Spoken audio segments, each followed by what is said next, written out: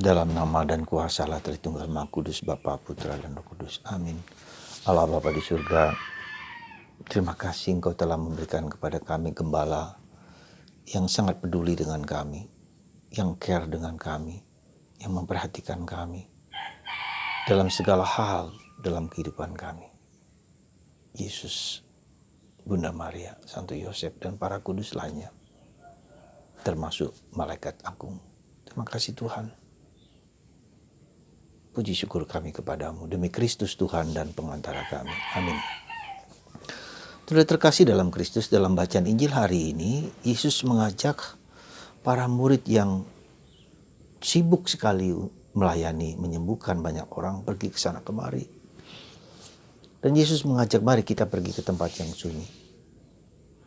Ternyata di tempat yang sunyi pun orang masih mencari Yesus dan para murid yang lain. Sehingga apa yang muncul, Yesus tergerak hatinya oleh belas kasihan karena begitu banyak orang yang mengikuti dan mencari dia dengan berbagai macam alasan, dengan berbagai macam motivasi. Tapi hatiku tergerak oleh belas kasihan ketika melihat banyak orang itu.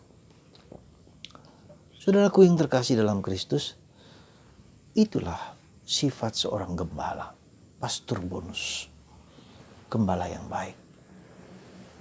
Dalam bacaan pertama hari ini dikatakan dalam kitab Nabi Yeremia bahwa gembala tidak harus memperhatikan domba-domba jangan sampai tersesat. Kita semua gembala, saudaraku terkasih. Anda, saya bukan hanya pastor, para imam, tidak. Anda sebagai bapak, sebagai ibu, sebagai anak, sebagai kakek, sebagai nenek, gembala bagi anggota keluarga Anda. Memperhatikan mana domba yang kekurangan gizi, mana domba yang kekurangan kasih, mana domba yang kekurangan perhatian. Sikap batin untuk menggembalakan orang-orang di sekitar kita. Keluarga, lingkungan, paroki. Kepada siapa saja yang kita rasa membutuhkan perhatian, cinta kasih, bahkan doa kita. Ada seorang teman bersharing kepada saya, dia seorang pendoa yang baik. Memang semakin banyak orang harus kita doakan di saat seperti ini. Dan saya merasa ada dorongan yang begitu kuat dari Allah, dari Yesus, supaya saya bisa mendoakan banyak orang. Dan semakin banyak orang membutuhkan. Saya jawab, memang kita adalah seorang pendoa, harus berdoa bukan hanya untuk kepentingan keluargaku, tetapi untuk kepentingan banyak orang.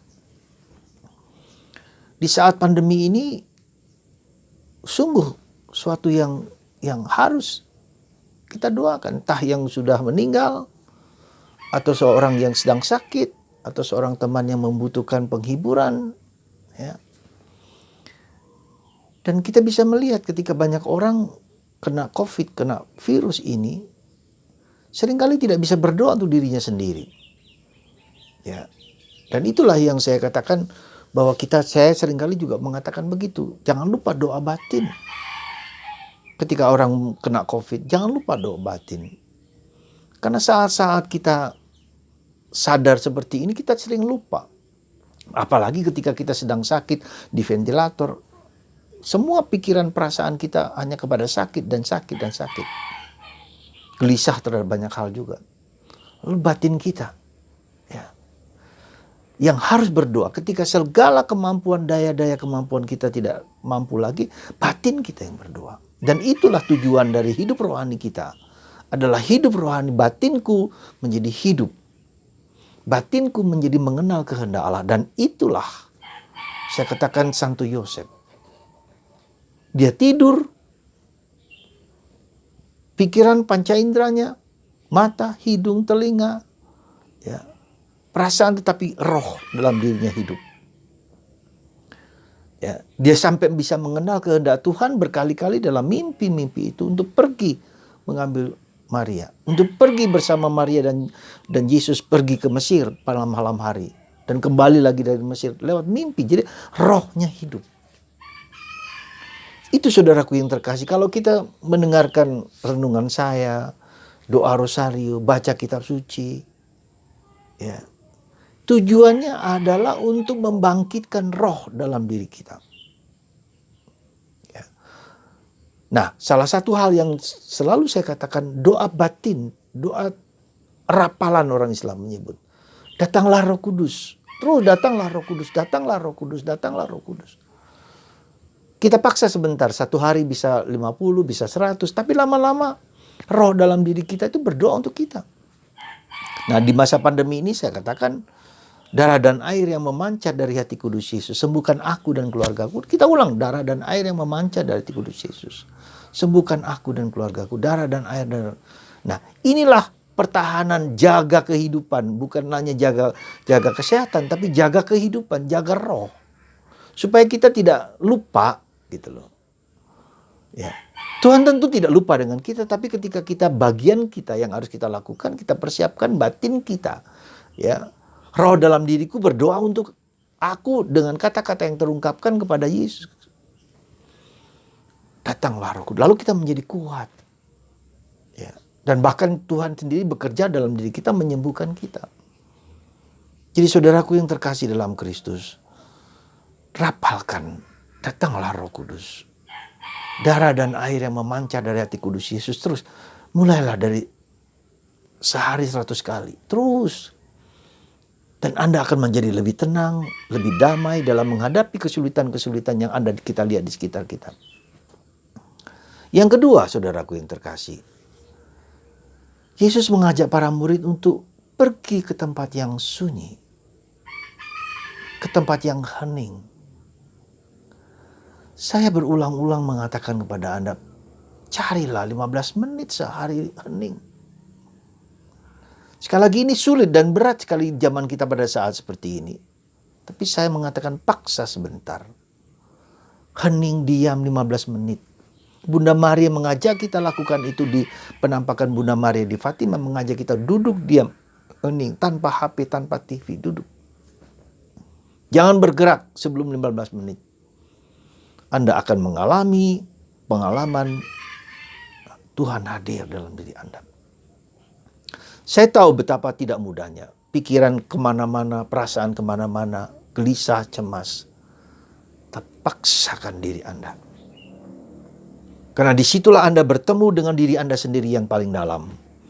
Disitulah dalam keheningan Anda bertemu dengan kehendak kerinduan yang paling dalam. Bukan hanya kepada hal-hal materi, tetapi hal-hal yang Anda butuhkan secara pribadi, secara manusiawi. Tapi bertemu bukan hanya dengan diri kita sendiri. Kita bertemu juga dengan Allah, dengan Yesus. Yang menghendaki kita, bersabdalah hambamu mendengarkan. Kita lihat Samuel tidur di samping bait Allah. Dia mendengar Samuel, Samuel. Sampai 3 kali dia bertanya kepada Imam Eli. Apa itu? Dan Imam Eli mengatakan, kalau ketiga kalinya ada panggilan demikian, bersabdalah Tuhan, hambamu mendengarkan. Saudara, dalam keheningan kita memiliki the power of God. Bukan power kita sendiri. Kuasa Allah, kekuatan Allah, penghiburan Allah, kedamaian Allah. Hanya dalam keheningan, dalam kesunyian. Saudara, sungguh indah tinggal dalam keheningan. Meski saya tahu tidak mudah. Tapi dicoba, dipaksa sebentar. Paksalah sebentar. Ya. Tidak mudah karena apa? Karena kita menganggap ini sebagai beban. Kita menganggap ini sebagai suatu keharusan, suatu kewajiban. Padahal coba kita perhatikan 15 menit selama 24 jam, 15 menit. Apa artinya? Seperberapa dalam hidup kita. Demi keselamatan kita. Bahkan dikatakan, the salvation is about silence. The salvation is about silence. Ya, keselamatan itu tentang keheningan. Dengan keheningan kita bertemu dengan Tuhan, bertemu dengan Yesus, bertemu dengan Bunda Maria, bertemu dengan Santo Yosef, para kudus. Dan dalam keheningan kita mendoakan orang-orang yang sudah meninggal dalam purgatori. Siapa saja yang meninggal, kita doakan. Karena di saat seperti itu kita berdoa untuk mereka yang sudah meninggal, itu suatu mulia, perbuatan yang mulia. Karena mereka membutuhkan itu supaya diangkat sampai ke surga. Tiada kasih yang lebih besar daripada mendoakan mereka yang sudah meninggal. Anggota keluarga kita sendiri, siapa saja. Penting sekali saudara mendoakan mereka yang meninggal supaya dibersihkan, dimurnikan. The last moment.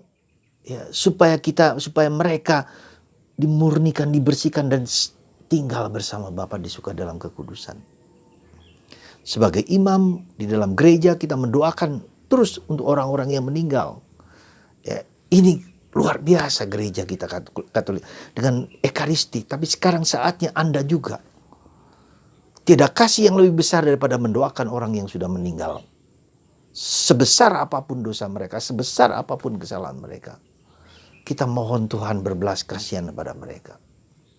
Saya suka dengan gereja Katolik karena begitu banyak arsenal ya, senjata-senjata yang bisa kita pakai untuk mohon kepada Tuhan. Seperti kerahiman ilahi dengan darah dan air yang memancar dari kudus Yesus. Sembuhkanlah aku. Itu kan doa-doa yang darah dan air.